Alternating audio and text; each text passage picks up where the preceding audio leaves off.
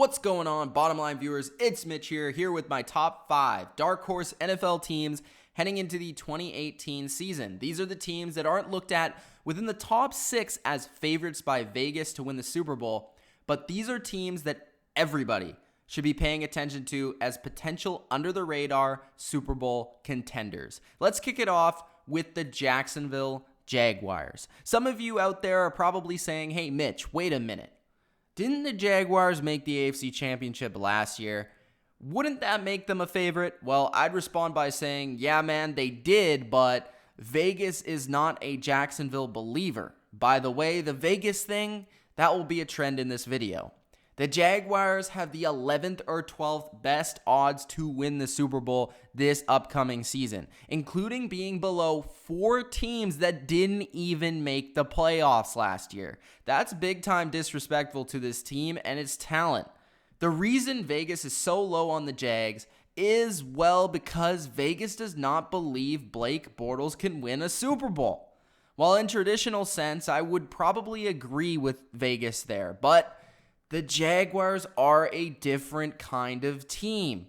Think about the 2015 Broncos, the 2000 Ravens, the 2002 Tampa Bay Buccaneers.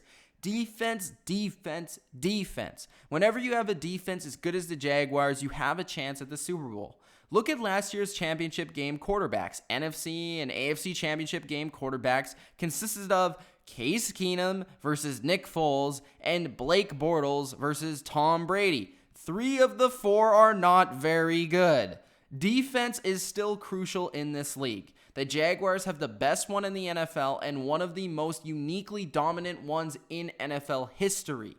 The top secondary and probably also the top pass rush in the entire NFL. You combine that defense with a dominant run game, an upgraded offensive line with Andrew Norwell at guard, increased weapons in the passing game, especially at tight end.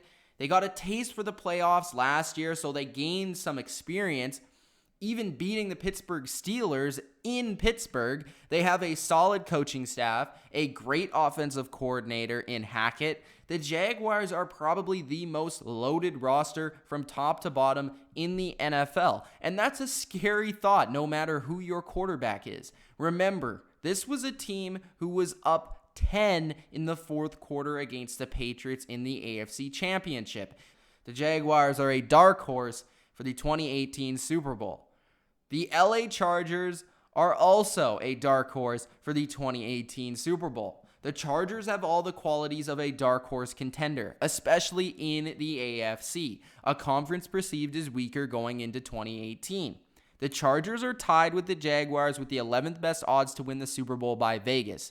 Not looked at like a contender, but a dark horse for sure. This roster is truly loaded, offensively and defensively. The Chargers' number one thing, as always, is they have to stay healthy, and eventually that's going to happen. The fiery Phillip Rivers leads the offense, looking for his first ring ever, and honestly, I wouldn't mind if he got it. He has a great stable of talented targets. Keenan Allen, Tyrell Williams, Travis Benjamin, not to mention the offense basically adds last year's draft, Mike Williams from the first round to the wide receiver core, Forrest Lamp to the offensive line. Speaking of the offensive line, the line is the best it's ever been on paper in years, adding Pouncey to the mix at center. Melvin Gordon is a bell cow back. Austin Eckler is a good pass catcher. Yes, Hunter Henry's injury will hurt, but the offense won't have to be amazing for this team to do damage, although they certainly have the capability of doing so. And that's thanks to their fantastic defense. The defense is the second best defensive line secondary combination in the NFL. Behind the Jaguars, Joey Bosa and Melvin Ingram are the best pass rush combination in the NFL. They go 4 corners deep, including Pro Football Focus's number 1 2 years in a row, Casey Hayward, and Jason Verrett is back from injury. They drafted Derwin James in the first round at safety, a perfect fit for their cover 3 scheme. Think Keanu Neal, Cam Chancellor-ish. Linebacker is somewhat a weakness, but I feel like they have enough here to make it happen between Perryman, Brown, and others. The coaching staff is extremely underrated. There's 3 former head coaches on this roster. Anthony Lynn at head coach, Gus Bradley at defensive coordinator, and Ken Wisenhunt at OC. Look out. The Chargers may have the perfect blend of offense and defense to make a run in the AFC.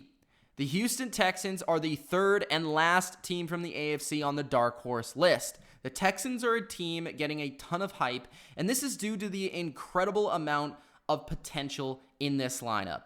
Before Watson's season-ending injury to his ACL, he led the NFL in passing touchdowns with 19.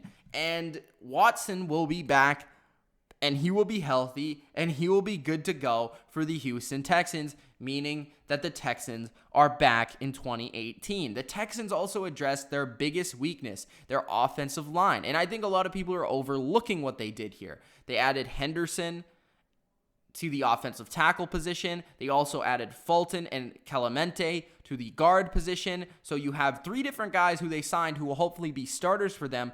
Not big names outside of maybe Zach Fulton, but three guys nonetheless that can start in the NFL.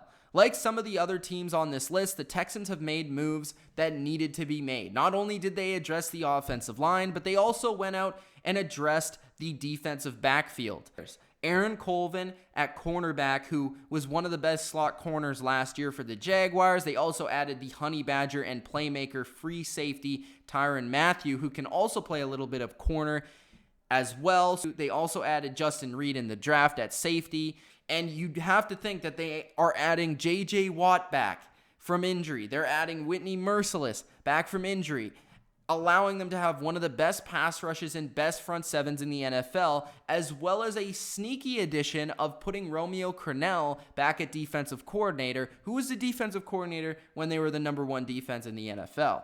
With the AFC being so weak, Watson is going to be the key to this team. If he can dominate through the air, he has the chance to take this team to the next level. His ability to use his legs and his arm to make plays makes him one of the scariest quarterbacks in the NFL. And when you have a quarterback this scary, along with a DeAndre Hopkins, a Will Fuller, this team is dangerous.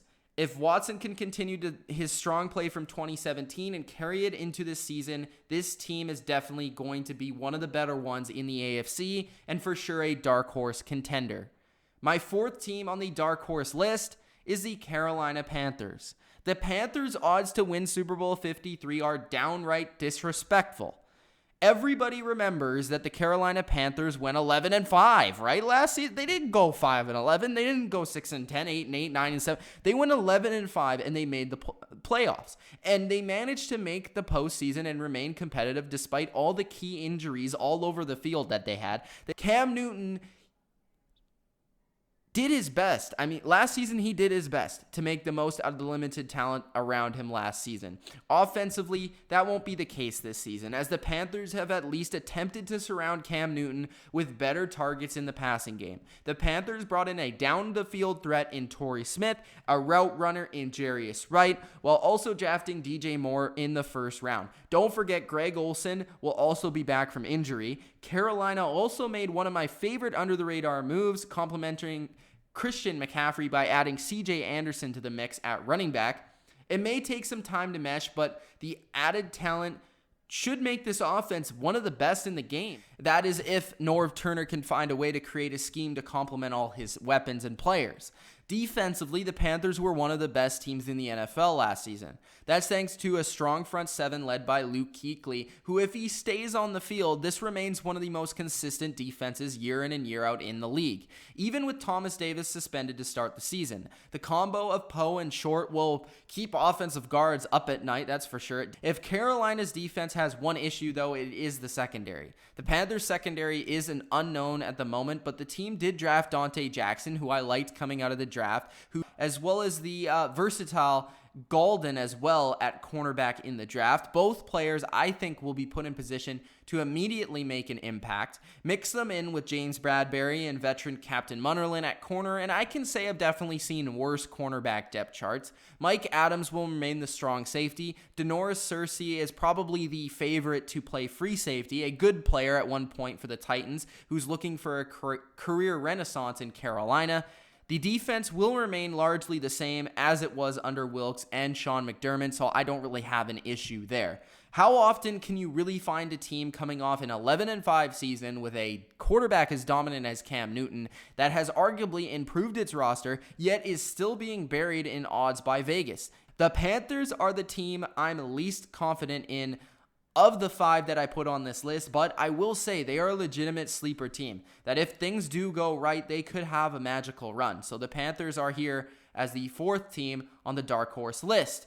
And the final team to name on the dark horse list is the New Orleans Saints.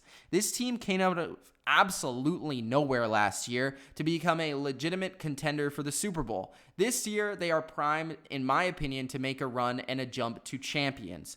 The offense is electric, consistent, and elite. Drew Brees is still balling. The offensive line is top 3 in the league. Michael Thomas is a top-notch wide receiver. The run combination between Kamara and Ingram is special, and Sean Payton is a genius play caller. I really like the depth added to the wide receiver position as well as the tight end position with Cam Meredith, Traquan Smith, and Ben Watson. Especially Meredith, who I think will fit perfectly in this offense to become maybe the new Marquise Colston. The defense vastly improved last season, and I think it made quite a few strides through the offseason signings. Cameron Jordan is a Defensive Player of the Year candidate. Their run defense is definitely solid. Okafor and Davenport can provide pass rush. Demario Davis was a huge added linebacker to stabilize the middle. You already know about Marshawn Lattimore. The Saints can beat you a number of different ways, which was unimaginable this time last year, and that may be the quality I like about the most. One of the best coaches, one of the best quarterbacks and offenses, plus a sneaky good defense. The Saints are the biggest dark horse, in my opinion, for the title, and are the one team everybody should be looking to in 2018 and definitely have their eyes on. That's my top 5 dark horse teams for the 2018 NFL season. I hope you guys enjoyed. Let me know who you guys think is the biggest dark horse in the NFL. In my opinion, it's the New Orleans Saints, but all other of these 5 teams have the chance to win the Super Bowl. If you guys did enjoy, hit the like button and subscribe for more NFL content. It's Mitch of the Bottom Line View. Peace out.